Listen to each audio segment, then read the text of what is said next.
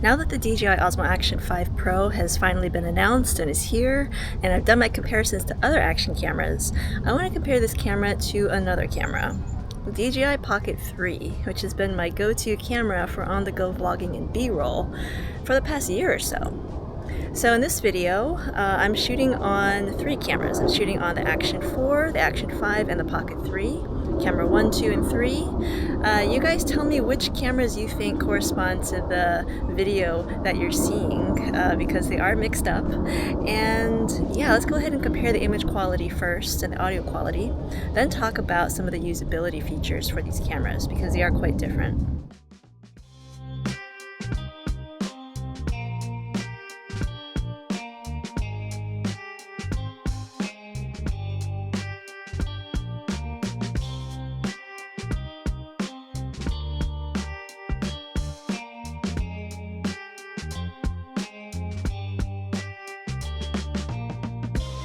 Now you might be wondering why I compare these cameras, because they are quite different in terms of how they're meant to be used. And that is true. I will talk more about the intended usage later on in this video. But it's precisely because they're different that I think it's potentially worth having one over the other, or if you can afford it, having both of them.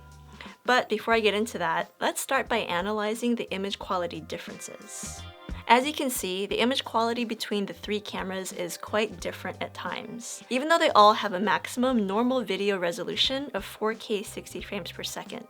All of these cameras can also shoot in D-Log-M, so you can color grade and apply your own LUTs in post-production. Now, I personally don't see a big difference in the D-Log-M quality, especially after I add my color grades.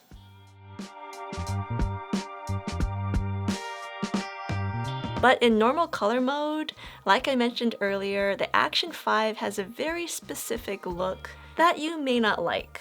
I personally don't like it in high contrast lighting situations, because even though I'm shooting in normal video color, the Action 5 adds this HDR effect that really looks over the top at times.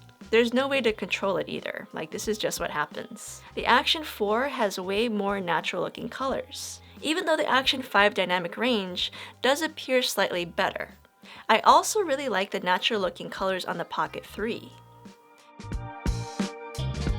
Now speaking of HDR, both the Action 5 and the Pocket 3 can shoot in hybrid log gamma or HLG HDR, whereas the Action 4 does not have any HDR mode. But if you take a closer look at the Pocket 3 footage, you might notice that it looks quite different, because it can have the bokeh, or a blurred out background effect, whereas both the Action 4 and the Action 5 cannot. But for the Pocket 3, this comes at the cost of having a narrower field of view, even when you pop on the ultra-wide filter. The Action 4 and Action 5 still by far offer you a wider field of view when shooting in ultra-wide. Now speaking of filters, DJI makes dedicated ND filters for all of these cameras, and the Pocket 3 even has a black mist filter for softening its overall look, which I really like if I'm going to be in front of the camera. But these filters are small and they attach magnetically, so it's very easy to lose them, compared to the action camera filters that solidly screw onto the front of the lens. Now the differences between these filters leads us into the intended usage of these cameras. Two of them are action cameras, so they are rugged and waterproof, and they can survive being dropped or splashed with water. In contrast, the Pocket 3 is a lot more fragile because the tiny camera is supported by a gimbal or a physical stabilizer. And yeah, that definitely is not rugged or waterproof. Don't ask me how I know that. But even though the Action 4 and the Action 5 don't have gimbals, they do have rock-steady built-in stabilization, which is quite good, as long as you have a lot of light. But the gimbal in the Pocket 3 can do more than just stabilize the footage. It can also track or follow a subject around and do a moving time-lapse. Now the Action 5 does have a new subject tracking mode that can also track a subject, but that only works if the subject stays within a specific range. The Pocket 3's gimbal allows you more space to move around and still be tracked. However, there's a bit of technique when filming with a gimbal, and you also have to be aware of which gimbal mode you're shooting in. And you also have to make sure that it's tracking your subject properly, even when you're hand-holding it. Whereas the action cameras are more or less a point and shoot, especially if you've got horizon balancing enabled. Now, the physical stabilization of the gimbal also comes in handy when shooting in low light. The Action 5's new sensor and processor does offer a brighter overall image compared to the Action 4. However, both cameras start to struggle when you're walking or trying to move in low light. Whereas the Pocket 3's image is stabilized, even in low light, thanks to that gimbal. Now, there are a few other differences that I think are worth highlighting, such as batteries and quality of life improvements. But first of all, let's do a quick audio comparison. First, using the built-in microphones for each camera, and then adding the DJI Mic 2 transmitters, since all three cameras allow for connecting one or two DJI Mic 2s wirelessly via Bluetooth. Alright, let's do an audio test now using the built-in microphones for all three cameras first, and then trying out the DJI Mic 2 wireless microphone. This is an audio test using the internal microphones of all three cameras. They are facing me and they are an arm's length away. This is what it sounds like. This is an audio test using the internal microphones of all three cameras. They are facing me and they are an arm's length away. This is what it sounds like. This is an audio test using the internal microphones of all three cameras. They are facing me and they are an arm's length away. This is what it sounds like. This is an audio test of the DJI Osmo Action 4 with the DJI Mic 2 connected wirelessly via Bluetooth to the camera. This is what it sounds like. And this is what it sounds like using the built-in internal recording that is on the Mic 2 transmitter. And this is a sound test with the DJI Osmo Action 5 Pro with the DJI Mic 2 wirelessly connected via Bluetooth. This is what it sounds like recording directly into the camera. And this is what it sounds like using the built-in internal recording on the DJI Mic 2 when it is connected to the Action 5 Pro. Now we've got the DJI Mic 2 transmitter connected wirelessly via Bluetooth to the Osmo Pocket 3, so this is what it sounds like. And we can also enable the built-in internal recording. So this is what it sounds like using the built-in internal recording on the transmitter. For the final comparison points, let's talk about batteries first. So the Action 5 Pro comes with a brand new 1950 mAh battery, which is more powerful than the Action 4's battery. But you can use the Action 4's battery in the Action 5 and vice versa, so they're backwards and forwards compatible. The batteries also fit into the DJI battery charging accessory that also doubles as a memory card holder. On the other hand, the Pocket 3 has a built-in non-removable battery. And this is probably one of the main criticisms of this camera, because once the battery is depleted, you can't replace it. You've got to stop and charge it. But DJI does have a little workaround. So they're selling these little battery handles, which you can attach to the bottom of the Pocket 3 to give it more juice. And you can buy several of these battery handles, and that kind of works to keep your Pocket 3 going if your battery does run out of juice. But I still would love it if the battery itself could be replaced. Now, in terms of battery life, the Pocket 3 and the Action 4 gave me roughly 2 hours of continuous shooting when I was shooting in 4K 60 frames per second. But the Action 5 went on average for close to 3 hours when I'm using that new battery. So significantly longer battery life when using the Action 5. And the battery can be popped out and replaced. Finally, these cameras have unique quality of life features that I think are worth highlighting. Because the Pocket 3 has that gimbal, it can do special types of shooting, such as these spin shots that would be quite difficult to do with an action camera. It would take you multiple takes to get something like this.